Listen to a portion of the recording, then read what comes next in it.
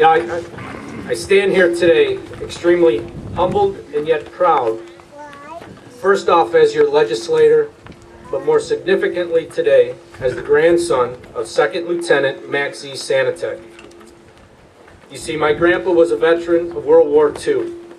He was born September 8, 1918. A child born in the First World War who would volunteer to defend his nation and his home in the Second. According to my mother, Grandpa Max enlisted in the U.S. Army Air Corps shortly after the bombing of Pearl Harbor. Separation papers from Gowan Field, Idaho, indicated he was the bombardier of combat trainee crew on B-24s. Most of his duties included the responsibility for the inspection of and operation of all bombing equipment during the Allied response. He went through officer training school in High Point, North Carolina, Bombardier Pre-Flight School in Maxwell, Alabama, Gunnery School in Arlington, Texas, and Cadet Advanced Bombardier School in San Antonio, Texas. And that is where his war story ends. Like many veterans, Grandpa Max was never in actual combat.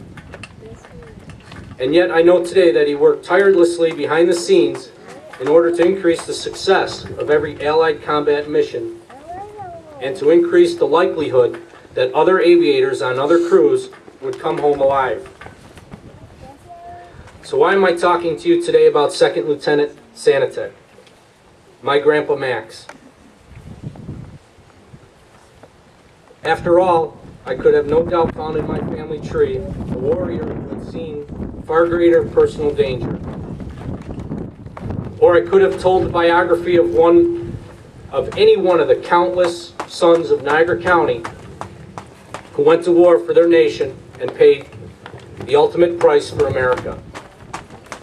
And yet in Lieutenant Sanetick, I see true heroism. He represents those men and women so eloquently described by John Milton in a 17th century poem that ends, "They also serve who stand and wait."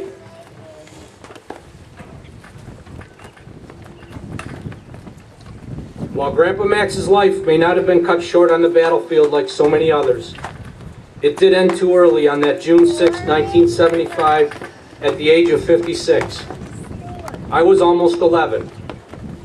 I recall the black and white photos that hung on the walls, picturing him in the planes, the hangars, the airfields, the crews. These were Grandpa Max's band of brothers, men whose heroics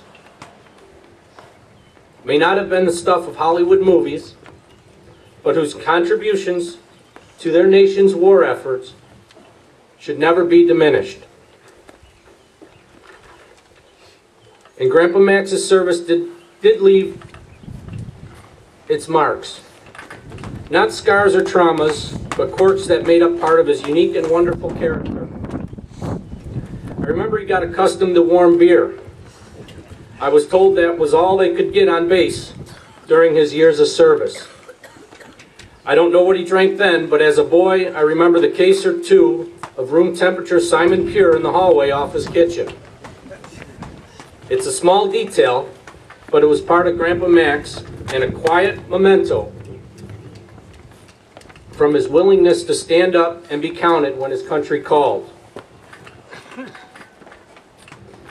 I'd like to say that I shared Grandpa Max's noble willingness to serve, but I was fortunate enough to live in times when my country never called on me.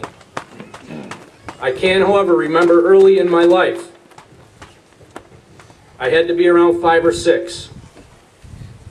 I remember Irv Weinstein reporting on Channel 7 News in the evenings as clips of the Vietnam War in all its inhumanity played.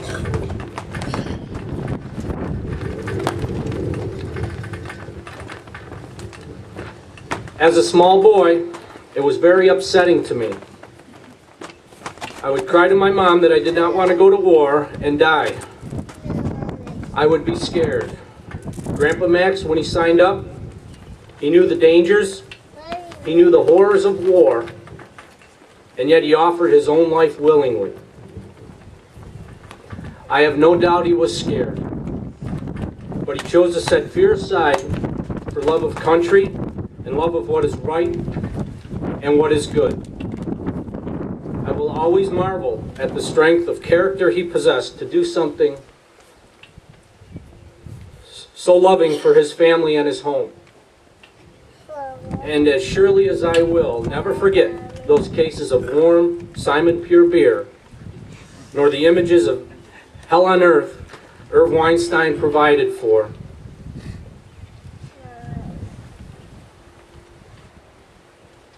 I will also never forget that beautiful day of June 6, 1975, as I joyfully ran home from the bus stop and entered my living room as it was filled with tears.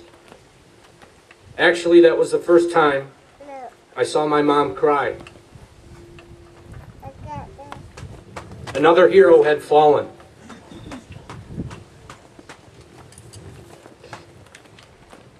I will never ever know what it is like to be in a combat zone, or lose a son or daughter, father or mother, brother or sister, even an aunt or an uncle. All I can offer those of you who have suffered the pain that comes with the ultimate sacrifice of a loved one is my gratitude for your sacrifice your loved one made to protect my family. And know too that your community's gratitude cannot be measured except in the faith of our Lord. This great nation, under God, desperately needs more men and women who possess the courage like those who gave their lives so graciously for us, so that we may enjoy the freedoms that we have today.